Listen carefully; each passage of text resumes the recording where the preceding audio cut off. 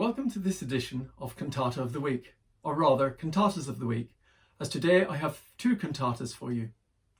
I'm Michael Harrison and I played trumpet and cornet on many of the performances of the Bach cantatas in the year 2000. Today is the feast of St. Michael and All Angels, or Michaelmas, one of the major feast days of the church calendar. The action for today's cantatas is taken from the 12th chapter of the book of Revelation, and tells of the heavenly battle between St. Michael and the rebellious fallen angel Lucifer, the devil, sometimes represented as a serpent or a dragon. St. Michael is eventually victorious and the devil is expelled from heaven. This narrative gave Bach the scope to compose some of the most impressive and inventive music to be found in any of his cantatas. Now, on these important feast days of the church calendar, Bach used all the forces available to him for maximum dramatic effect. For Michaelmas, like many of the other great feast days, he uses 3 trumpets and drums in addition to his usual orchestra of strings and woodwind. Bach really understood the trumpet. After all, his father-in-law, the father of Anna Magdalena, was a professional court trumpet player, and Bach writes magnificently for the instrument. He also had a top trumpet team at his disposal, led by the famous Gottfried Reicha. His trumpet parts are some of the most difficult written in the Baroque era, but also some of the most rewarding to play, and they really do add another dimension to the overall sonority, adding a different level of excitement, if you like. The first cantata I'd like to introduce is Cantata 50, Nun ist das Heil und die Kraft. Now is come salvation and strength.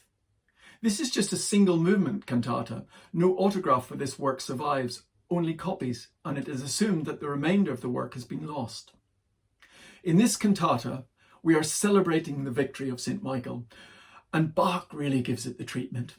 Apart from competing groups of 3 trumpets, 3 oboes, and string section, Bach employs a double choir. It's written in that form that is almost synonymous with Bach, the fugue, the subject being taken up by the basses and then by the other voices in turn in ascending order. Only just over 3 minutes in length, this really is Bach at his most triumphant and exultant.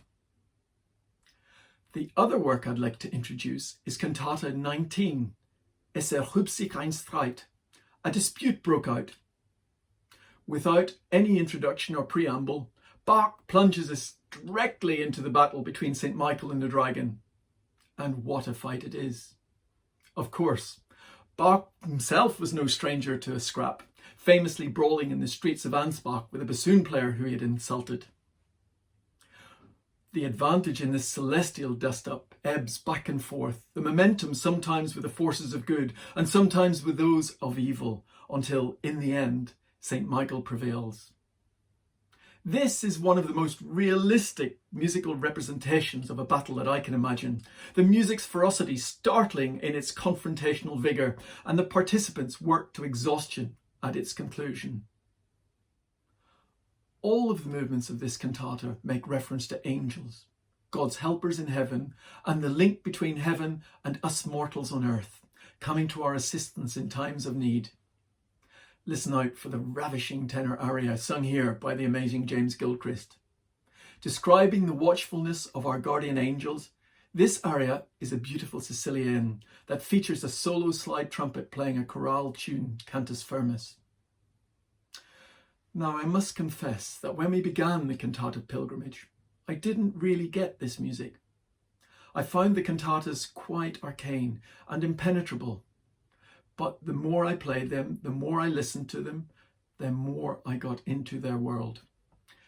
It was as if it were an oral magic eye, one of those pictures that at first look just like abstract patterns, but as you look more at it, another picture starts to emerge within. Something that you never imagined begins to appear. So it was with me in the Bach cantatas. I began to hear the picture. Nowadays, I would find it difficult to live without the Bach cantatas.